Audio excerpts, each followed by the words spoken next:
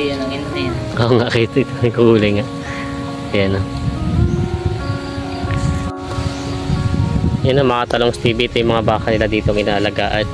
Ito yung mga Holstein, yung mga bakang ginagatasan. Ito po ay meron sila ditong 6 heads na puro babae po ito. Yung isa yung babae na yung anak nun.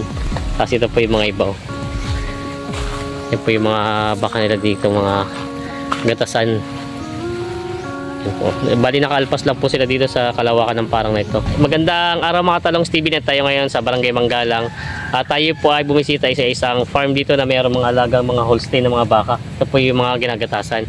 At si Sir, ano pangalan Sir? Marwin. Si Sir Marwin ang ating napanayam dito na ilang impormasyon lalong gate sa mga interesado sa ganitong mga gatasang baka dahil sila po ay mayroong experience kaya lang hindi pa raw naman ginagatasan at pinaparami pala. Kaya samahan niyo ko sa ating video dito sa ating cattle farm visit dito sa Sariaya, Quezon. Kaya sama-sama tayo manood sa video natin na ito. Yan ang mga talong Stevie, nandito tayo ngayon sa Barangay Manggalang ng Sariaya. At tayo po ay may pinuntang isa dito magbabaka. Tayo magtatanong ng ilang impormasyon lalo sa pag-aalaga ng mga baka dito. Kasamahan tayo ni Boss. Si Boss ang handler ng mga baka dito. Ayun ang mga baka nila.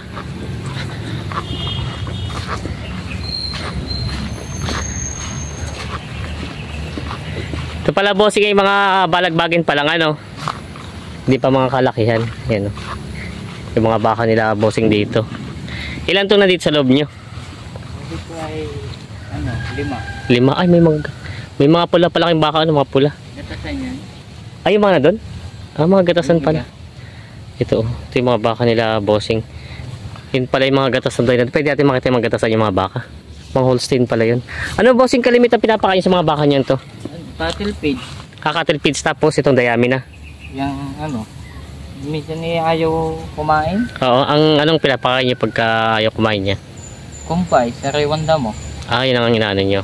Tapos nilalatan, kumbaga nilalawig niyo na siya dito no, sa mga ito yung mga baka nila bossing. Tapos titignan din natin yung kanilang mga, meron pala sila dito mga Holstein. Holstein nga ba? Ano? Yung gatasan? Oo, yung gatasan ng mga baka. Ayun pala, alpas ba yung mga yan? Ayan, tatawagin ni bossing mara. Ito pala yung mga alpas. Ayan, tatawagin ni boss yung mga baka niya dito. Mga busog yata, ayaw lumapit. Ilang ulo itong mga gatasan niya dito? 6. 6, madami rin pala. Puntahan ko lang. Oo, sige. Ayan yung mga baka ni bossing. Ito pala may mga alpas sila dito, mga gata sa mga baka. Yan, tatawag niya yung mga baka nilang alaga dito na mga Holstein. Yan, lumalapit na. Ayan sila, nagtatakbuhan na. Ayan na. Ilan ito? Ilan? 5? 5. May isang bisiro. Yun ang isa, bali 6 sila. 6. Meron pa rin pala doon. Yan o. Pwede ba natin lapitan? Mabait naman sila. No? Lapitan natin. Sasakay sa kanilang paral. Ayan. Ito yung sadyang ang ginagawa niya, ano siya. Alpas lang talaga ang mga baka niya. Alpas lang. Pero mababait naman siya. Pwedeng malapitan. Ngayon lang tayo nakakita ng mga Holstein na ganitong ginagatasan kasi mga ibang pinupunta natin sobrang dami, hindi naman natin na bibigyan ng panahon, nabigyan tayo ng panahon para makapag-vlog.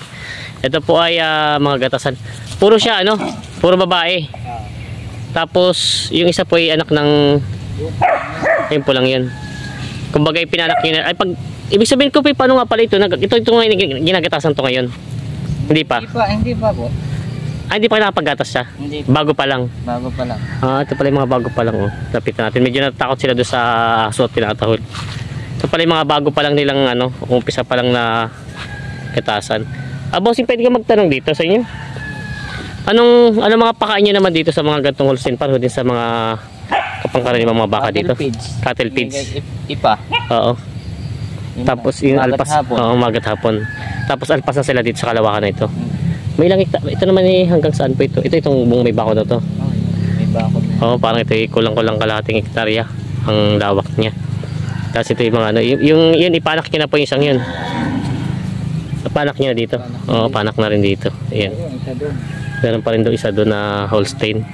Tingnan natin. Hindi naman kayo nanunuwag to mga to. Hindi. Talagang mababait siya. Oh. Sadya mga alpas lang talaga sila. Kumbaga hindi pa kayo nag-experience na magatasan itong mga baka nyo to. Hindi pa. Hindi pa. Bago pa lang. May ilang buwan na nyo itong alaga? May isang taon na mahigit. May isang taon na rin pala mahigit. Ayan. Tingnan yung bisiro niya. Iba ang itsura ng mga Holstein na baka. Tingnan nyo. Ang itsura niya ay ano, malapad yung sa diretso yung likod niya. Tapos medyo yung tiyan niya malalaki. Matanong ko lang, bossing, ikaw na mismo ang naghahawak nito mga baka ito? Ikaw nag-aalaga? Oo, ako na lang. Paano ang sabi mo, paano nyo pinapakain ito umaga ay cattle feeds? Cattle feeds. Tapos paghapon cattle feeds pa rin. Tapos yung damo nila, at damo ba o ay ito na nga, nakalawag din siya. Yung nasa labas, damo sa raywa. Oo. Andito, edi dyan na lang. Dito na sila. Kumbaga may makakain naman sila ng mga damo dito. Doon naman yan. Oo. Hindi naman siya maselan, katulad ng ibang mga baka, hindi naman. Wala rin, hindi siya, isang taon yung mga alaga, hindi naman siya nagkakasakit. Kumbaga wala naman kayo na-experience sakit ng baka. Yung isa naming hindi bumangon, namayad. Tapos namatay na din. Hindi, binenta. Binenta na niya na para hindi na masayang ano. Para hindi masaya. Pero ano sa palagi mo naging sakit niya? Hindi ko lang wala. Para sipon. Sipon. Ayun, nakalimutan na mamimilay. Hindi niya na naggamot ano? Mahina yung yung ibang, hindi, yung ibang yan. Ito. Galing Falcon. Dito, Oo. Falcon. Falcon. Galing dito. Yung iba, hindi ko alam kung saan galing. Meron pala ditong dairy dyan sa Falcon? Dito sa may release. Meron pala dyan. Oo. Yan pala. Reception. Oo. Yan po, ito pala yung mga galing daw sa Falcon na mga dairy, Ito pala ang kalimitan ng ganito. Pero ito yung mga ganito ay pwede nang magatasan sana siya. Pwede na. Kulang lang sa barako pa, hindi pa siya nalalagyan. Yan ay sumpit namin lahat. Sumpit niya ito lahat? Kumbaga ito eh. Wala kami barakong ganyan. Oo, ito pala yung sinusumpitan ito mga ganito. Sumpit dito. Oo, hindi naman pala kailangan ng ganador siya. Ayun, palangan niya siya dito. Ito pala yung mga sumpit daw ito mga to. Hindi naman daw kailangan ng mga ganador ito mga ganito mga baka. Kumbaga may napunta po dito sa inyo na mag-service sila. May may sadyang magsusumpit. Oo. Saka dito lang. Ang gawa pala nito pala, hindi naman pala masayang yung anak niya. Kumbaga, di ba ipapaanakin mo na siya bago magagatasan. Ito katulad dito isang to. Yung nanay, yung isa nagatasan niya na, hindi pa. Hindi pa rin. Hinayaan niya na muna lumaki yung anak niya. Yan pala hinayaan na muna lumaki ang anak. Hindi naman nila ginatasan. Kasi pag ito'y ginatasan yun, hindi na, liliitan na mamamayat ang bisiro. Pero ito pa'y babae. Ayun pala, ayos naman pala. Kumbaga siguro ang plano ng inyong boss dito ay paparamihin muna siya. Bago gatasan Ayun pala. Yan yung mga baka nila. Ito po yung mga Holstein nila dito. Inaalpasan na lang nila para hindi sila mahirap pagpakain. Tapos meron pa rin yung isa yung nakahiwalay na po yung nandun kanina. Anak ng itim na yan. May anak din pala ito. Yung itim na yan. Oo. Yung nandun na nakita natin. Kumbaga ito pala may anak na din. Pwede rin sana siyang gatasan, kaya lang ang problema, hindi muna nyo gatasan at paparamihin muna. Ayun. Ito pala hindi mo na nalagyan ng gatasan at paparamihin muna. Ito po yung mga itsura ng Holstein. Yun po yung tengan lang mga mabilog. Tapos, yung tiyan nila, laging malaki mga tiyan nila. Tapos malapad yung mga likod. Matuwid ang likod nila. Ayan tulad nitong isang to. Ayan yung anak ng Holstein. Yan po yung mga baka nila bossing dito. Tapos bossing yung mga patining yun lang yung tatlo na nakita natin doon. Yung mga puti. Ito pa lang marami nyo ngayon. Meron pa doon akong alaga doon. Malaylay na nga lang. Malalaki na siya. Malalaki na. Oo. Ayun naman kalimitan ng mga baka yung mga patining na ganun. Ilang taon nyo dinalagaan yun yung mga malaking baka doon? Taon din. Depende. Kay boss. Kumbaga depende sa ni boss kung hanggang kailan niya gusto ibenta yung baka. Palangan ni sir ito to. Pero di tayo nagkaroon ng interest sa mga baka ni bossing dahil dito pala ay pwede pala yung gantong Holstein dito sa klimang ganito sa atin. Kasi napuntahan po natin yung mga hindi lang natin na i-vlog. Kalimitan to naka-coral sa ibang mga coral ito ng kalimitan to naka-coral, pero yung nakita natin dito mga siya alpas lapitan natin. Ito yung mga baka nila boss. Ito pala puro babae na ito. Yung anak nito ay ito po yung anak niya, babae na din.